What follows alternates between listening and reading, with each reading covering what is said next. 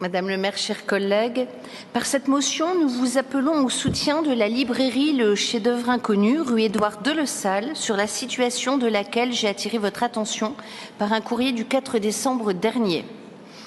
Dans la délibération relative à la convention pluriannuelle d'objectifs de l'île 3000, vous évoquez, je cite, les associations, opérateurs artistiques et culturels, artistes du spectacle vivant, de la musique, de la création audiovisuelle et des arts visuels, auteurs, illustrateurs, éditeurs et libraires qui participent à la vitalité de la création dans notre ville. Ajoutant que, je cite, l'accès aux livres est un levier de démocratisation culturelle et de citoyenneté.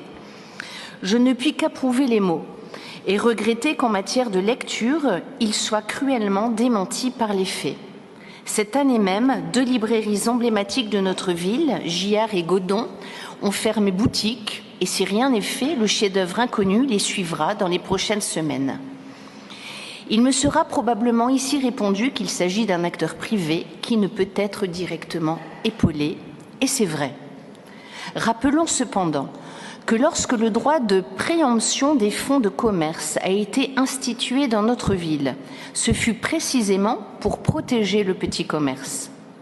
Que dès le 10 août 1981, le législateur français instaura le prix unique du livre, considéré comme un bien précieux, devant échapper à la pure marchandisation.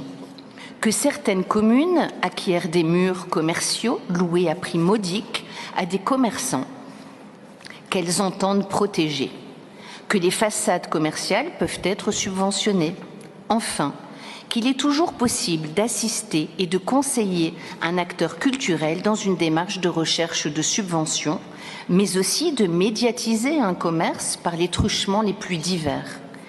Madame le maire a coutume, je crois, d'offrir à ses hôtes de prestige de savoureuses gaufres lilloises. Pourquoi n'y adjoindrait-elle pas quelques pages de lectures anciennes? Pourquoi ne pas inclure nos librairies et bouquinistes dans le programme de l'île 3000? À charge pour eux de mettre en valeur les ouvrages traitant de la thématique de cette édition, la fête. Ainsi, espérons-nous, mes chers collègues, que vous serez unanimes à soutenir ce commerçant extérieur à toute controverse politique, uniquement préoccupé de préserver quelques parcelles de culture séculaire. Je vous remercie.